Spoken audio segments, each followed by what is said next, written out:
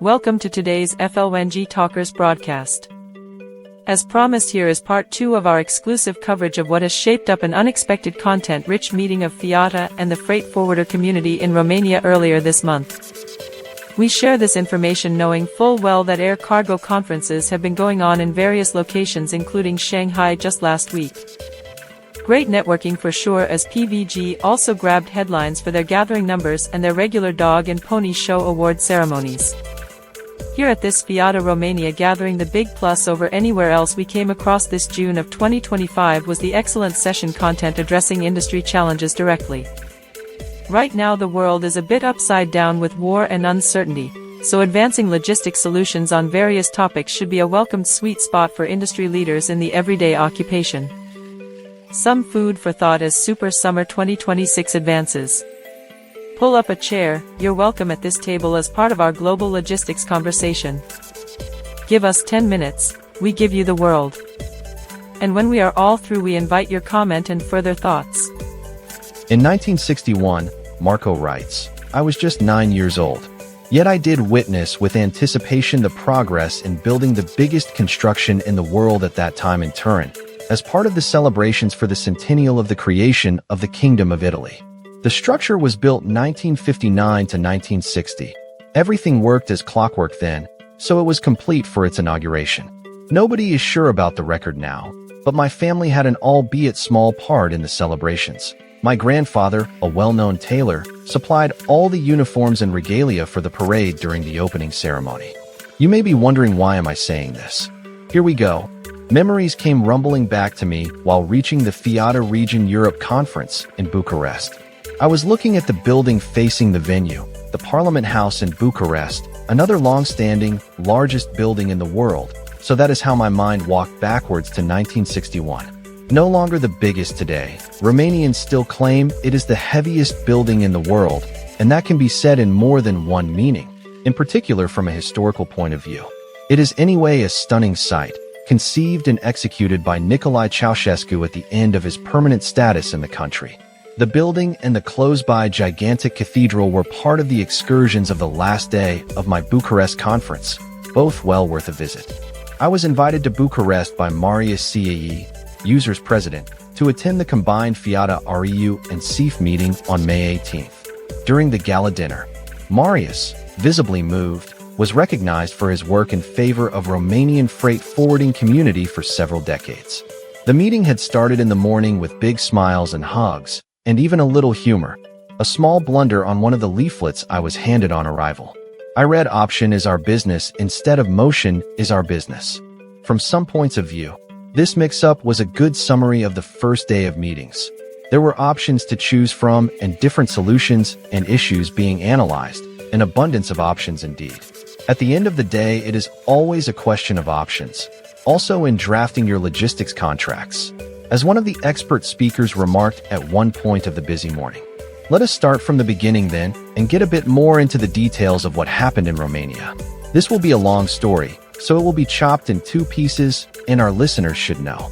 Iuliana Badia, Secretary General of User, the host federation, and Diana Cristescu, Project Manager, introduced the program, noting that this was the first time in over 20 years that the gathering took place in Romania. The participation was remarkable, with an attendance of more than 180 participants from 22 countries. The tireless zeal of the organizers explains the handsome achievement, because, as we heard in the promotional film about Romania, Romania never sleeps and never tires. Precisely, it was intense, well-attended, well-informed, and yet slightly informal. As usual, the sequence of high-level chairpersons also commanded attention. Thomas Sim, President of FIATA, Marius CE, President of User, Ivan Petrov, President of the SEEFF Group, and Antonella Stralino, Chair of FIATA's REU, all concurred to create a grandiose opening. Thomas Sim, speaking on behalf of FIATA, the largest transport-related federation in the world, noted that freight forwarders and logistics providers are becoming architects of supply chain stability, thus pushing the concept of architects of the supply chain one step farther. While Eastern Europe is becoming a strategic logistics gateway, no longer a transit point only, Thomas identified advocacy as being FIATA's top priority, without forgetting technology and training. Technology should empower freight forwarders, not marginalize them, said Thomas Sim. Our host Marius CE, chair of the Romanian Association, user, observed that contemporary logistics is more extended and expanded and quicker than ever, but also more fragile, hence it needs to be protected. Ivan Petrov, current chair of SEEFF and past president of FIATA, noted that it was a good feeling for FIATA to feel the sub-regional atmosphere. In the 90s, there was deep division in the Balkans. Then Kriton Ioannidis, from Greece, wanted to tear down the walls and bring us all together. Ivan concluded, "We are different. We are Bangaranga," thus ushering in a bit of fun, which was indeed abundant in the 3 days event, yet never excessive.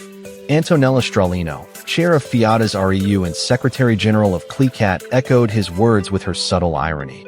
"We all have our jobs in our countries, feta speedy in my example, but this here is what we do for fun." On arrival, I had the opportunity to exchange a few words with one of the sponsors, including Paramjit Raymer, representing AON World, a global freight forwarding and logistics network focused on trusted partnerships and long-term collaboration between independent forwarders. A FIATA partner, AON World is supporting stronger connectivity and cooperation across the global logistics industry.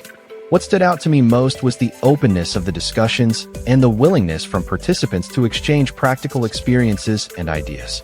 There was a strong focus on how freight forwarders are adapting to changing market realities, digitalization, compliance developments, and the increasing role of AI and electronic documentation within our industry, said Raymer.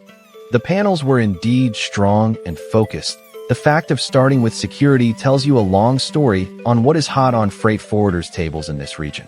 There was much talk about fraud and theft, but little mention of terrorism, security, risk, and compliance, fighting fraud and crime in the supply chain. Moderated by Niels Buck, chair of FIATA's ABSS, this panel touched on several burning topics: missing cargo, carrier identity theft, fictitious payment, due diligence, automated vetting of subcontractors, checking drivers on arrival, insurance and risk mitigation, prevention, cybersecurity, legal response, TAPA security standards, EU parking standard, etc. I really cannot think of a more complete inventory, in particular if you consider the importance of surface transport in this area. Here is some takeaway. At the end of the day, security remains a question of trust.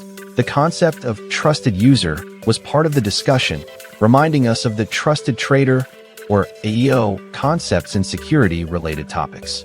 Freight forwarders try indeed to stay ahead of the security curve, adapting to remain safe. Awareness is the first line of defense. So easy to imagine, so difficult to implement. Other relevant concepts, indispensable to ensure security, albeit not confined to the security tatami. Good social conditions for drivers, the structure of the contract of carriage, the neutrality of the negotiating medium.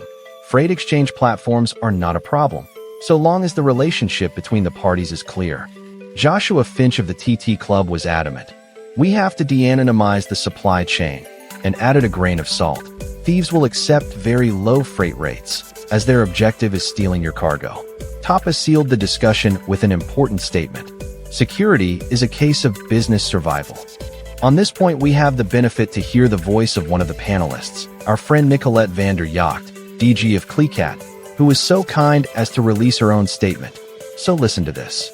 Traditional theft involving physical force still exists, but the most financially damaging cases increasingly involve deception-based schemes, identity theft, impersonation of legitimate operators, and so-called phantom carriers. Criminals no longer always need to break into warehouses or hijack trucks. Increasingly, they manipulate information, procedures, and trust within the supply chain itself. This is precisely why the concept of chain of trust is so important. Security today is not one single measure. It is a layered process of verification, due diligence, information control, and operational discipline across the entire logistics chain. And this starts with knowing who you are doing business with. As CLECAT, we see it as an important role to raise awareness across the sector about these evolving risks and to encourage more structured and proportionate risk management practices. At the same time, we must remain realistic. There is currently no single European automated vetting system that can fully protect operators against fraud. The logistics sector remains highly fragmented. Many SMEs still rely heavily on manual checks and operational experience, and supply chains operate under enormous commercial and operational pressure. Nicolette continued, another important challenge is the growing role of digital freight exchanges. These platforms are operationally essential and provide flexibility, but they also create opportunities for criminals to misuse stolen identities or shell companies. Against this background, FIATA is currently finalizing a guide to good practices on preventing identity-based cargo theft, developed together with national associations including de-anonymize in Germany, User in Romania, and ZLZ in Slovakia. The objective is not to create unrealistic obligations, but to provide practical and operational guidance that companies can realistically integrate into daily workflows. Fighting cargo crime is not something one company, one platform, or one authority can do alone. It requires cooperation between freight forwarders, carriers, shippers, insurers, freight exchanges, parking operators, technology providers, and law enforcement authorities across borders. And that is ultimately what the chain of trust really means. In times of uncertainty, it is difficult to find a hotter topic than security. So it was worth for the conference and for us to start with this conversation. But our time is up for now. We come to close the first part of this report from the Balkans with a brief summary of the last panel that concluded the two-day conference in Bucharest. Advancing Global Logistics in Uncertain Times was FIATA Region Europe session, this time combined with SEEFF. The aim was to debate the most significant operational, regulatory, and commercial challenges in the geopolitical situation with high economic uncertainty. What is the concrete support of the regional associations for their constituents was the blunt question presented for this debate. The start was fast. Looking at digitization, and even considering the eFBL can be used also port to port, have the association marketed this solution sufficiently? Asked Turgut Erkskin, immediate past president. Turgut was acting chair of REU this time, due to Antonella Stralino's sudden impediment. Turgut stated that some companies are approaching FIATA directly in search of the solutions that could and should come from the local association members.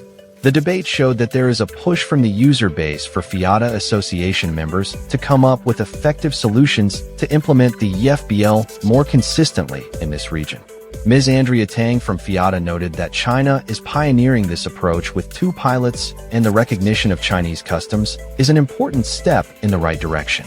Ivan Petrov spoke then as SEEFF head, this being the first attempt to make a joint meeting with FIATA's REU.